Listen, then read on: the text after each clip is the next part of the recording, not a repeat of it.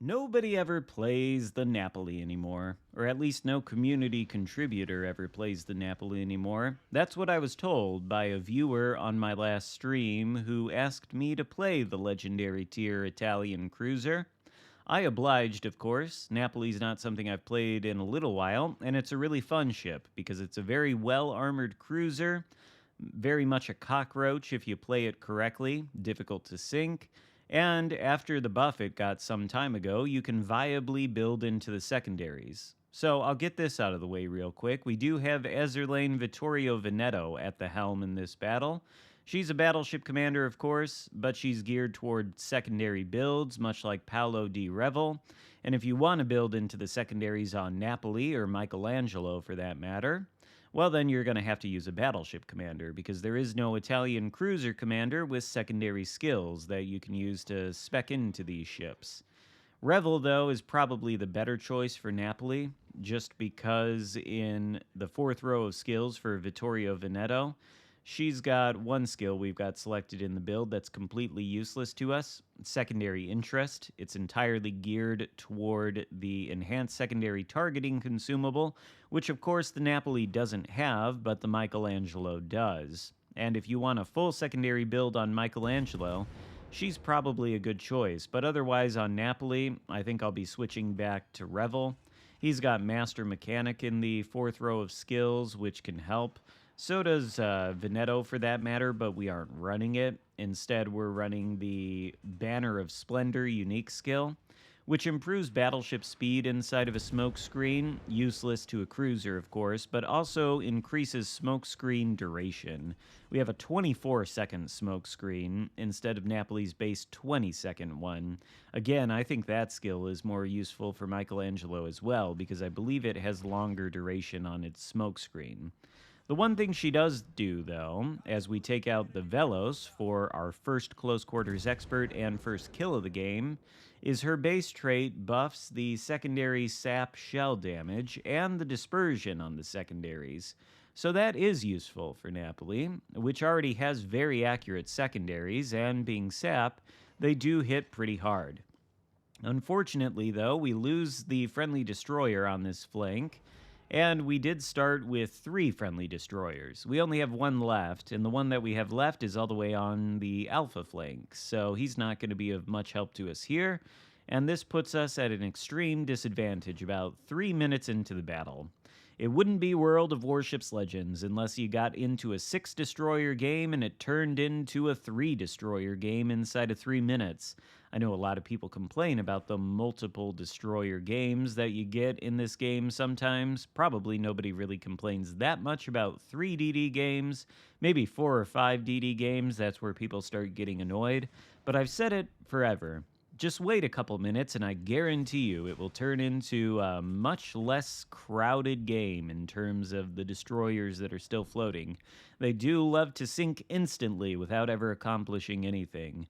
And as it stands, we're more or less alone on this flank. Everybody else that spawned with us is sort of between Charlie and Bravo, quite far away. We've got Hindenburg pushing in, we've potentially got Yamato pushing in, and we absolutely do have Sovietsky Soyuz pushing in. And while Napoli is a tanky cockroach, it can't stand up to the sustained firepower of 3 separate ships all at once. So we're going to have to clear these guys out, and luckily, I think one of our teammates is paying attention to what's going on this flank. We get some fire coming in from one of the cruisers, which I believe is either a Jinan or a Sejong that's going to end up doing pretty well in this battle. So GG to him. With his help, we take out the Hindenburg. We get a fist, or no, we get our first kill. No, we get a fist on him.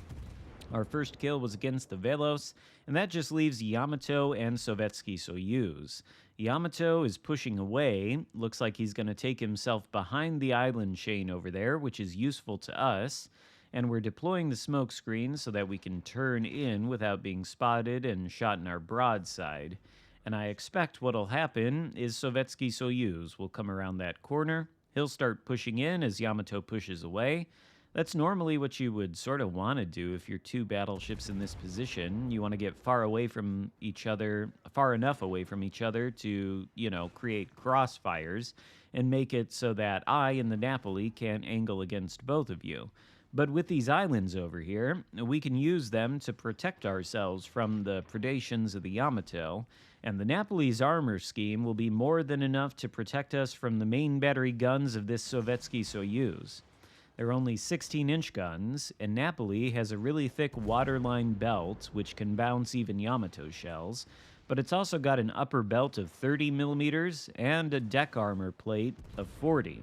So that 30 millimeters, when properly angled, can easily bounce the 16-inch shells from this Sovietsky Soyuz, and if he just sails broadside to us at this kind of range, 3 kilometers, Napoli's AP shooting main battery guns, they have a pretty hefty amount of penetration, and it's not like you need amazing pen to access the Citadel on a Soviet battleship at this kind of range. Luckily, the Sovietsky Soyuz doesn't seem too intent on making it difficult for us. He just gives us flat broadside and donates about 2 Citadel hits to our main battery guns. Unfortunately, not enough to take him out, and I was a little bit nervous here because I don't know that we're properly angled enough, but our reload is quicker than his, and so he goes down for our second kill of the game. That just leaves Yamato on this flank, and the enemy team has lost 3 ships to our 3, and we've directly had a hand in sinking all 3 of the Reds' casualties. But of course, 2 of our casualties are the 2 destroyers, so we're still at a major disadvantage, and the enemy team does hold the Bravo and Alpha caps. Normally in this situation, I would be thinking we need to get into the Charlie cap, take that, and then move on to Bravo, while ignoring the kiting battleship over here. Yamato is in a position where he's going to kite away. Not exactly sure why. Well, actually, you know what? It probably does make sense that he's kiting away because I have torpedoes, and so does the cruiser behind me. That cruiser has deep water torpedoes, so if you're the Yamato, you probably don't want to push directly into that.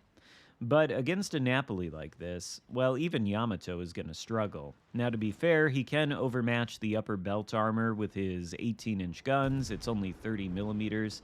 But if he aims for the waterline and hits the belt, his shells are going to bounce. And the ones that do overmatch the upper belt armor, well, they're probably hitting a little bit too high to hit the Citadel. So they may result in overpens, maybe a regular AP pen, not sure, but in any case, we're able to protect ourselves pretty well. And then if he turns away, so he's only got the rear turret of justice on us, well, even better. He's shooting at our teammate, though, which I think is the G9. You can kind of understand that. The results that he's getting against our armor scheme, not so great. How that was a Citadel, by the way, I have no idea. Some sort of weird fluke with the AP. Didn't think he was not angled enough to bounce the shells off the 32mm stern. He does have the cheek, of course, which we're going to take advantage of here in a moment. We had HE loaded, didn't think he was going to start turning broadside, so figured we should try to get some fires. But as you can see, now he's tried to get all of his guns on target against us, and doing so has exposed the rear cheek, let's call it. There we go. We clap that cheek, and he goes down for our 3rd kill of the game. Nearly 200,000 damage done against whatever ships happen to be on this flank. And just like that, it's a 3v3 that looks like it could possibly go in the favor of the blue team if things turn out well. But Jinan out there, he smokes up. And of course, the other 2 remaining opponents are 2 enemy destroyers, which are not spotted and absolutely don't have to be spotted if they don't want to be. And while I did say it's technically a 3v3, you might notice the stationary position of the last remaining friendly battleship. He's been stuck in that spot since, I don't know, at least 5 minutes ago, maybe longer. He might have been AFK for this entire battle. Impossible to tell, but he's certainly not participating now. And the biggest worry we have, aside from his lack of participation, is the deep water torpedoes from this G9. And thankfully, they miss us. That's why we steered as close to the island as we did, because theoretically, he was always going to launch torpedoes in our direction, and he was going to put them to the side of the island so that they didn't waste themselves by hitting it, which hopefully was going to mean there was a gap for us to sneak through, and ultimately there was. kind of lucky in that sense, because I think if one of those torpedoes had hit us, well, I don't know how much longer we'd be participating in the battle. We're at about half HP, and those deep water torpedoes do hurt. As it stands, though, we're spotted by one of the two remaining enemy destroyers, and he's got to be out here in this enemy spawn area. There's no way he's inside of the cap, because we have the friendly cruiser moving in, and, well, he would have been spotted by this point. I think judging by the number of torpedoes coming our way and the fact that they run out before reaching us, that would suggest the destroyer in the area is the enemy Marceau. He's only got 6 km torpedoes, and he's got 6 on either side of the ship. So we'll enter the cap, safe from any of the Marceau's torpedoes, and Jinan is on his last legs. We'll send him back to port. That is our 4th kill of the game. All that's left is the Marceau behind us somewhere, and the other enemy destroyer, which I believe was last spotted on the alpha flank. So he may still be in this area. He's obviously not in the cap. We're going to be able to flip it. This friendly cruiser and we avoid any more Jinan torpedoes, which is good. And we're spotted once more, almost certainly by the last remaining enemy destroyer spotted near the alpha flank. And the Marceau, well, you know, he's got the benefit of his other teammates spotting us. He's behind the island, and I think he's going to use that to his advantage and try to reset us, which, to be fair, is a little bit annoying. He does get, well, no, he doesn't get the reset. We're still 6 seconds away from taking the cap. He misses again. Thankfully, he doesn't get the reset, although if he did, well, I guess there he does. Ultimately, it doesn't matter that much. Where's the other destroyer, though? That's the main question. There he is. He gets spotted by our teammate somehow. I'm pretty sure our teammate is also a Jinan, so it's not like he's got radar or sonar. Hayate must have just been spotted because he got a little too close to the sun. Unfortunate for him, but great for us because it gives us a fighting chance to turn the tide here and win the battle. The secondaries on the Napoli, well, you don't want to get caught in their range if you're a destroyer. The Velos found that out earlier, and the Hayate, he's going to find that out too. I think maybe we should be shooting the AP at this guy because the HE is not all that inspiring. But once again, the secondaries come in clutch and get us another close quarters expert. What is that, 3 or 2? And the Kraken Unleashed at the same time. So that's a lot of medals to go along with the First Blood and the High Caliber. 203,000 damage done as well. Napoli is not only a really tanky brawler, but it's something that can dish out a lot of damage. Unfortunately, though, the enemy team is far ahead on points, and this AFK Delaware over there, who's been sitting stationary the entire time, well, we know what the Hayate was up to, just launching torpedoes at that stationary battleship. That's almost certainly going to improve his torpedo hit ratio as he hits nearly all of them, and the flood that they start ultimately takes down the Delaware. So it's just me and the Jinan. There's no good choices left really for either of us. We know the Marceau is in Charlie, but the Marceau is fast, and if he's smart, he's just going to take the Charlie cap and run away.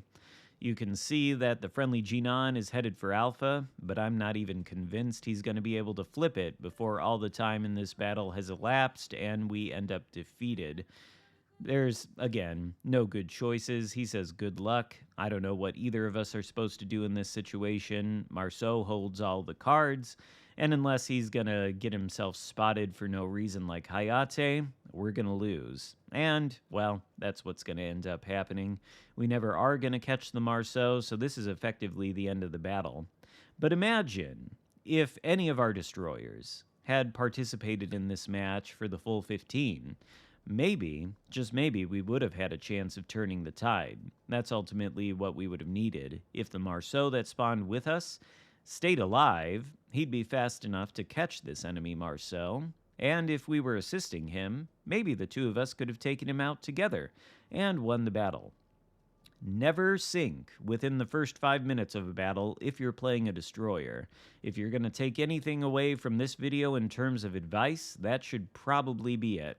Destroyers are the most influential class of ship in the game, and their absence, especially early on in the battle, is often felt in pretty unpleasant ways later on in the battle. And this match, well, that's as good of an example of that phenomenon as I can think I've ever put on YouTube. I don't know, you'll have to tell me.